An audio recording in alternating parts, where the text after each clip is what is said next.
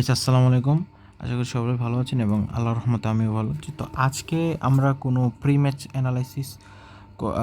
Analysis করব এবং আমার ব্যক্তিগত অ্যানালাইসিসের মাধ্যমে আমরা রিয়াল মাদ্রিদকে একটা প্রপার সিস্টেম খেলার ধরন দেখাতে চাই, যেটা আমার অ্যানালাইসিসের মাধ্যমে মনে হয় যে এইভাবে অপোনেন্টের সাথে খেললে হয়তো বা ভালো করতে পারে। যেহেতু আজকে আমাদের রিয়ালের অপোনেন্ট হচ্ছে অলিম্পিয়াকোস। তো অলিম্পিয়াকোস কিন্তু এত আহামরি ভালো টিম না, দ্যাটস ওয়াই তারা অবশ্যই লো ব্লক করবে। আর লো ব্লকটা কি? লো ব্লকটা হচ্ছে যেমন আমি আপনাদেরকে যদি দেখাই, হুম, এদিকে 5 ম্যান থাকবে, এদিকে দুজন থাকবে, আপনার মিডে জাস্ট একজন থাকবে। ঠিক আছে, মিডে একজন থাকলে এদিকে এই মিডফিল্ডার অলওয়েজ তাকে সাপোর্ট দিবে, আর এই দুজন উপর উঠবে, উপরে নিচে আসা যাওয়া করবে। বাট এরা দুজন এতটুকুর নিচে যাবে না, উপরে যাবে না, দুজনের লেভেলটা এইভাবে থাকবে। আর এখানে তো 5 ম্যান, এবং পারলে মাঝে মাঝে দেখবেন যে এই দুজনকে নিয়েও তারা এখানে চলে আসবে। একজন রানার থাকবে যাতে কাউন্টার অ্যাটাকগুলো হয়। তো এইভাবে লো ব্লক টিমরা খেলে। তা রিয়াল মাদ্রিদ এই জন্যই কিন্তু গোল বের করতে পারে না। এখন কেন পারে না সেটা যদি আমরা একটু বিশ্লেষণ করি বা অ্যানালাইসিস করি, তো দাঁড়ান আগে প্লেয়ারগুলোকে বসিয়ে নিই। তো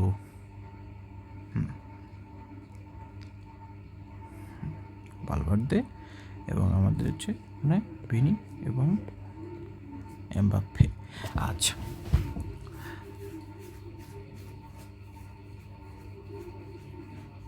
ওকে।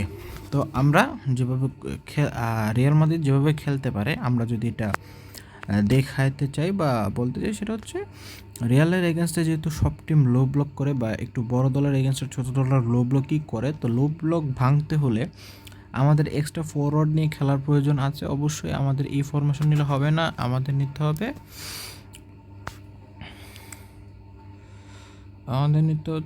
হচ্ছে যে আমি আপনাকে দেখাই এটা।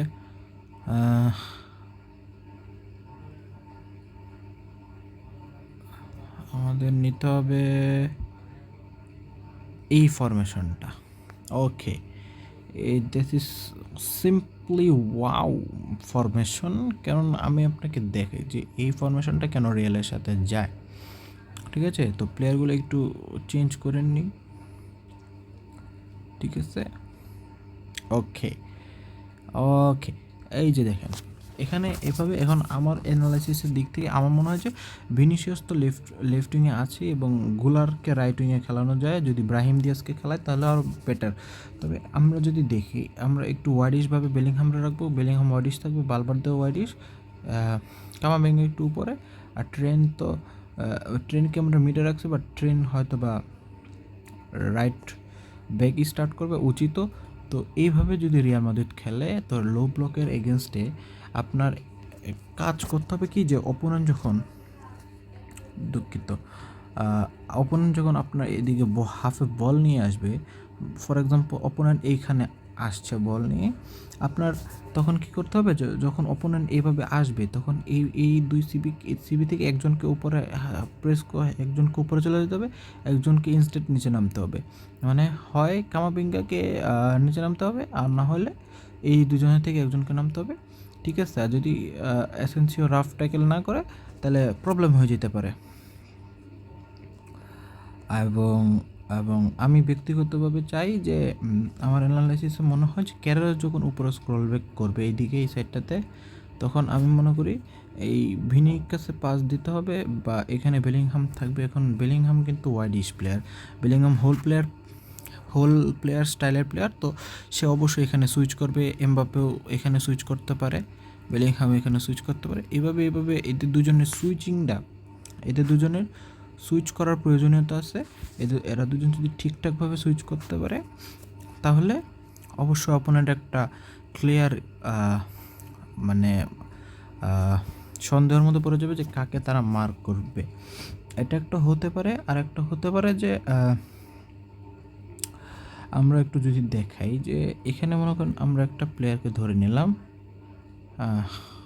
ওকে, দুঃখিত, আন্তরিকভাবে দুঃখিত। তো আচ্ছা, আচ্ছা, একটু ধরে নিলাম, ঠিক আছে। তো এখানে একটা প্লেয়ার, এটাকে ধরেন। তো এখানে যখন বল বাড়তে প্রেস করতে যাচ্ছে, বল বাড়তে একজনকে তো প্রেস করতে যাবেই। তো আমি মনে করি তখন হুইসেনকেও এখানে প্রেস করে দেওয়া উচিত, এই যে এইভাবে যাওয়া উচিত। আবার এখানে ট্রেনকে এই এই জায়গাটা কাভার আপের জন্য রাখা উচিত, কারণ বাই চান্স যদি এখানে আপনার হুইসেনকে ড্রিবল মেরে দেয়, এই প্লেয়ারটা এদিকে কাটব্যাক করে দেয়, তখন কিন্তু যদি ট্রেন যদি এই সাইডে থাকে তখন কিন্তু একটা সমস্যা হয়ে যাবে। এসেন্সিও তাকে আসে ধরতে পারবে না, তার আগে সে এদিকে শট নিয়ে নেবে।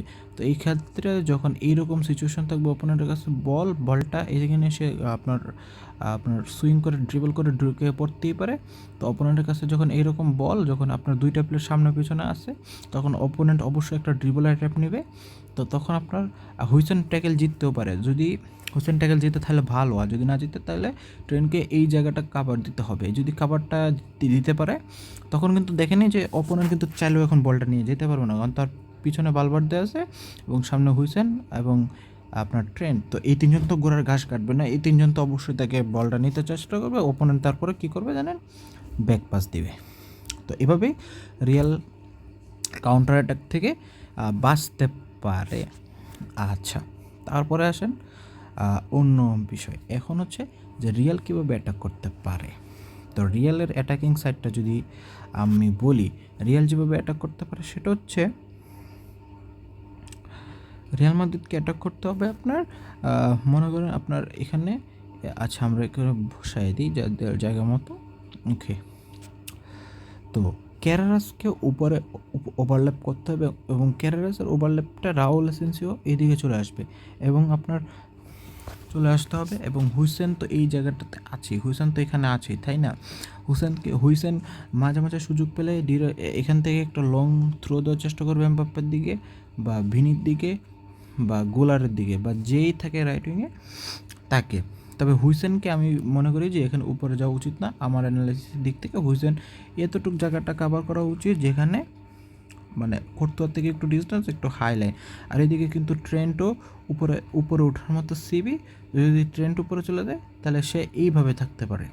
অর্থাৎ ক্যারারাস এবং ট্রেন্ট দুজনেই কিন্তু আপনার অ্যাটাকিং ফুল ব্যাক এবং তাদের অ্যাটাকিং অ্যাওয়ারনেসটা আমাদের রিয়ালের প্রয়োজন।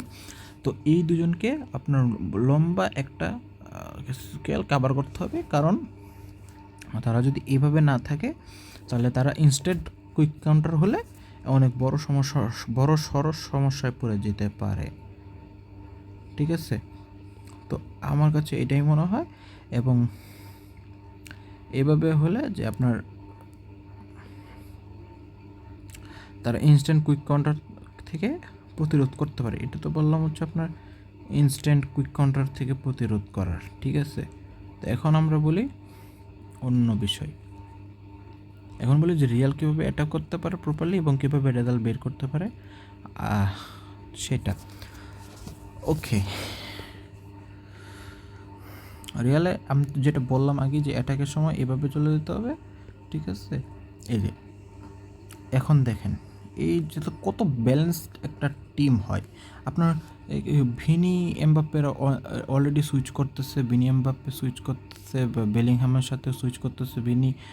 এই জিনিসগুলো না আসলে ম্যাচের মোমেন্টামগুলো চেঞ্জ করে দেয়, কারণ অপোনেন্ট কিন্তু তখন কনফিউজ যে আপনি কোন দিকে যাবেন।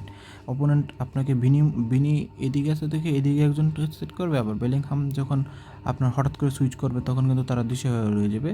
এবং আমি মনে করি যে এখানে যে একটা ফাঁকা গ্যাপ, এই গ্যাপটাতে কোনো প্রবলেম হবে না, কারণ এবং এই যে এখানে যে একটা ফাঁকা গ্যাপ হয়েছে এটাতে কেন প্রবলেম হবে না, কারণ আমি বলি এখানে প্রবলেম হবে না কারণ হচ্ছে তখন এই মিডেও কিন্তু খালি, তো এরা দুজন তো এখানে থাকবে। এখন এখান থেকে একজনকে বালভার দিয়ে নিচে নেমে এসে এই জায়গাটা এই মাঝ বরাবর থাকবে। অর্থাৎ রিয়াল মাদ্রিদ তিনজন প্লেয়ার নিয়ে খেলতে পারবে, অর্থাৎ রিয়াল মাদ্রিদ তিনজন নিয়েই খেলতে পারবে এখানে। আর এখানে তিনজন থাকার অনেক অ্যাডভান্টেজ আছে রিয়াল মাদ্রিদের। সেটা কীভাবে, যে এক্সাম্পল যে এখানে তিনজন থাকলে আপনার কী হয়, এখানে তিনজন থাকলে হবে এটা খুবই নর্মাল যে এখানে তিনজন থাকা মানে উপরের জায়গা উপরে জায়গাটা কাভার হলেও আপনার ইনস্ট্যান্ট কুইক কাউন্টার এটা আসলে আপনি আটকাতে পারবেন। এখন কীভাবে আটকাবেন সেটাও আমি একটু দেখাই। ওকে ওকে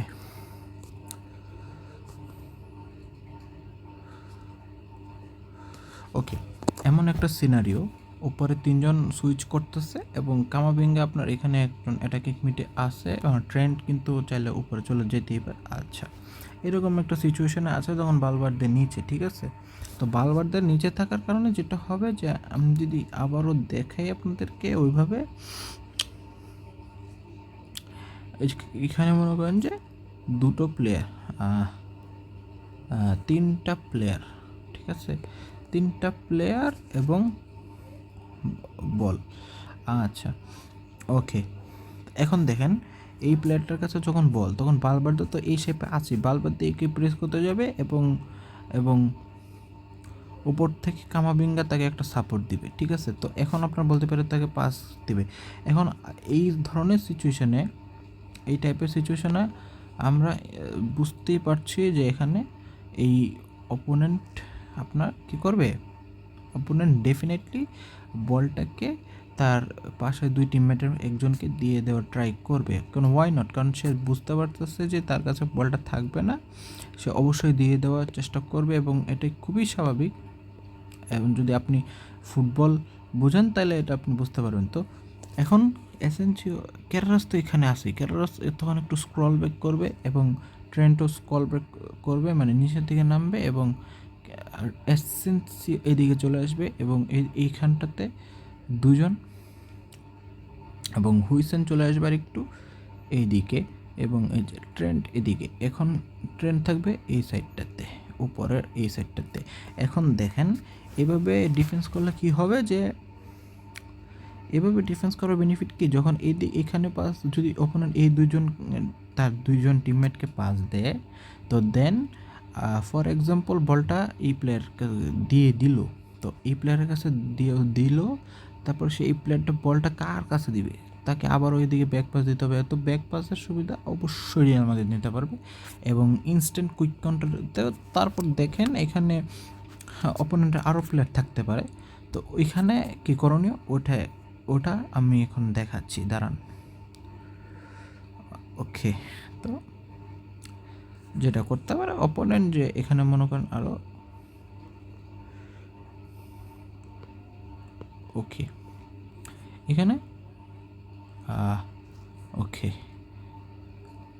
আচ্ছা, তো এখানে আচ্ছা এটাকে বাদ দেয়, এখানে 4টা প্লেয়ার, এখানে বিনি নিচে আসবে কারণ বলটা রিসিভ করার জন্য।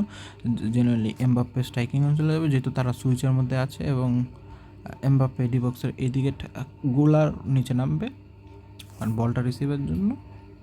এই 2জনকে নিচে নামতে হবে যদি তারা অ্যাটাক কনসেপ্ট করতে না চায় এবং যদি ভালো করতে হয় তাহলে।